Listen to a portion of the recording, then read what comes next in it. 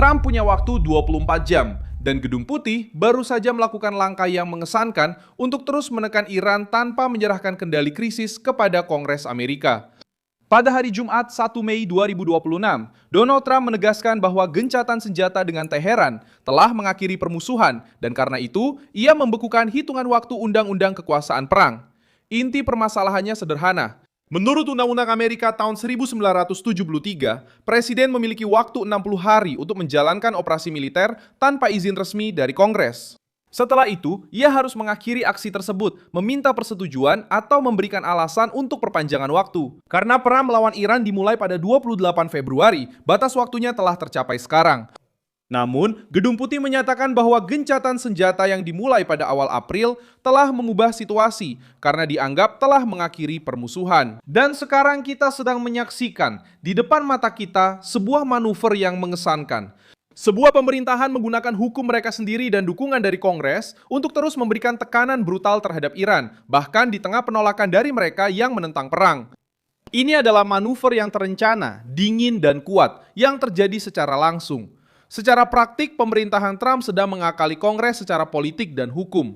Mengatakan bahwa perang sedang dijeda, tetapi terus menekan rezim Iran dari segala sisi. Dan hasilnya sudah bisa kita lihat dengan mata kepala sendiri. Rudal hipersonik Dark Eagle. Militer Amerika Serikat telah memasuki tahap di mana mereka tidak hanya berbicara tentang blokade dan sanksi. Komando Pusat Amerika meminta pengiriman sistem ke Timur Tengah untuk kemungkinan digunakan terhadap target-target Iran. Teheran tidak mendapatkan keringanan. Saya akan segera menceritakan semuanya kepada Anda. Tapi sekarang Anda pasti ingin berlangganan saluran ini agar tetap mendapatkan informasi terbaru, informasi secara real time dengan kualitas jurnalistik terbaik yang pernah ada. Dengan standar kredibilitas Milson Alves. Inilah langkah yang menakutkan rezim Iran. Trump menghindari meminta otorisasi baru di saat tekanan internal, tetapi tidak mengakhiri kepungan. Blokade tetap berlangsung, opsi militer tetap ada. Tekanan terhadap Hormuz tetap berlanjut. Pengawasan di Irak tetap berlanjut dan Israel terus mendapatkan pasokan ulang. Senat juga tidak berhasil memberikan batasan nyata kepada presiden. Dan hal itu memberi Gedung Putih ruang yang dibutuhkan untuk mengubah gencatan senjata menjadi jeda di bawah kendali Amerika, bukan sebagai kesempatan bagi Iran untuk bernapas. Sekarang kita masuk ke perkembangan yang lebih serius. Rudal hipersonik Dark Eagle menjadi pusat tekanan yang baru. Militer Amerika Serikat telah memasuki tahap di mana mereka tidak hanya berbicara tentang blokade dan sanksi. Komando Pusat Amerika meminta pengiriman sistem tersebut ke Timur Tengah untuk kemungkinan digunakan terhadap target-target Iran. Senjata ini belum pernah digunakan dalam pertempuran. Dan justru karena itulah, pesannya menjadi semakin berat. Washington sedang mengatakan bahwa jika Iran tetap bersikeras, respons berikutnya bisa datang dengan teknologi yang dibuat untuk menghantam target-target jauh di dalam wilayah lawan dengan cepat, termasuk yang sulit dilindungi.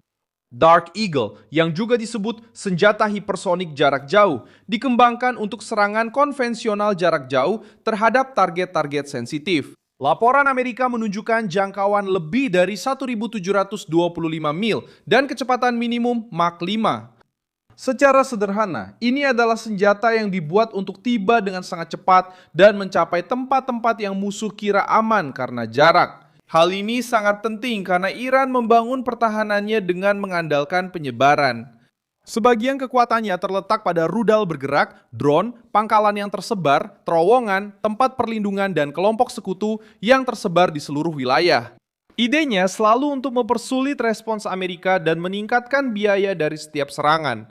Namun, senjata hipersonik justru hadir untuk mematahkan logika tersebut.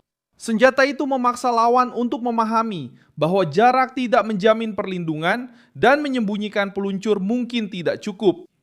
Permintaan Dark Eagle juga menunjukkan bahwa Trump menginginkan opsi serangan tanpa harus mengumumkan setiap langkah secara publik.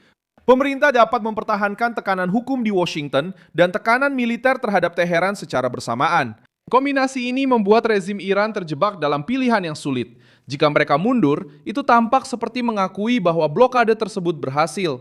Jika mereka maju, itu bisa memicu respons yang lebih keras. Jika mereka tetap menutup Selat Hormuz, itu akan meningkatkan kemarahan internasional. Jika mereka membuka Selat Hormuz, mereka kehilangan kartu pemerasan utamanya. Sementara itu, peringatan lain muncul di Baghdad. Sebuah drone pengintai ditembak jatuh di dekat Kedutaan Besar Amerika Serikat di zona hijau. Menurut Hormuz, fontes de segurança iraquianas. Belum jelas bagaimana drone itu jatuh, tapi lokasinya saja sudah cukup untuk menyalakan alarm. Kedutaan besar Amerika di Baghdad selalu menjadi barometer pengaruh Iran di Irak, terutama karena milisi-milisi yang berpihak pada Teheran. Iran membangun kekuatannya dengan menggunakan sekutu, kelompok bersenjata, drone, dan rudal. Sekarang Amerika Serikat merespons di kawasan yang sama, tetapi dengan kemampuan yang jauh lebih besar. Kapal, pesawat, blokade dan intelijen, dukungan untuk Israel, serta senjata jarak jauh. Dukungan untuk Israel memperkuat pemahaman ini. Kapal dan pesawat telah mengirim sekitar 6.500 ton amunisi dan peralatan militer ke pelabuhan-pelabuhan Israel, termasuk amunisi udara, amunisi darat, truk militer, dan kendaraan taktis. Material tersebut dibawa ke pangkalan-pangkalan militer, menunjukkan bahwa Washington tidak sedang membongkar struktur perangnya. Amerika Serikat memastikan bahwa sekutu utamanya di kawasan tetap siap jika Teheran menguji batas-batas gencatan senjata. Sejarah membantu memahami beratnya krisis ini. Pada tahun 1980-an, selama Perang Tanker, Teluk Persia menjadi wilayah yang penuh ancaman terhadap kapal dagang dan kapal tanker minyak. Amerika Serikat meningkatkan kehadiran angkatan lautnya untuk melindungi jalur pelayaran dan mencegah perdagangan maritim dijadikan sandera. Pada 18 April 1900. Dalam operasi Praying Mantis, Angkatan Laut Amerika menyerang target-target Iran setelah sebuah fregat Amerika Serikat terkena ranjau. Pelajarannya sederhana, ketika Teheran menguji batas di laut, Washington biasanya merespons untuk mencegah jalur vital berada di bawah ancaman pemerasan. Justru karena itulah, saat ini menjadi masa yang genting bagi Teheran. Rezim tersebut bergantung pada unjuk kekuatan, tetapi juga harus menghindari pukulan yang dapat menghancurkan bagian vital dari strukturnya. Jika menggunakan milisi, itu memperkuat argumen Amerika bahwa masalahnya bersifat regional. Jika mempercepat program nuklir, itu memberi alasan lebih bagi Trump untuk terus menekan. Jika terus bersikeras di Hormuz, itu mengubah energi menjadi senjata dan memicu reaksi dunia. Setiap pilihan membuka risiko baru. Pada akhirnya, perubahannya bersifat politik dan militer sekaligus. Trump menggunakan gencatan senjata untuk mencoba mengakali Kongres dan mempertahankan kebebasan bertindak. Sementara itu, Amerika Serikat meningkatkan ancaman dengan Dart Eagle, memantau peringatan drone di Irak, dan terus memasok Israel. Iran masih sesumbar, tetapi menghadapi blokade, tekanan angkatan laut, ancaman hipersonik, dan kehilangan ruang diplomatik. Kesimpulannya langsung, Trump ingin mendapatkan waktu di Washington untuk terus menekan Teheran di Timur Tengah. Alasannya jelas, mencegah Iran menggunakan Hormuz, rudal, drone, milisi, dan program nuklir sebagai perisai terhadap respons Amerika yang lebih keras. Beri like pada video ini, subscribe ke channel, dan di akhir, lihat komentar agar kamu bisa lebih terlibat dengan komunitas Milson Alves News.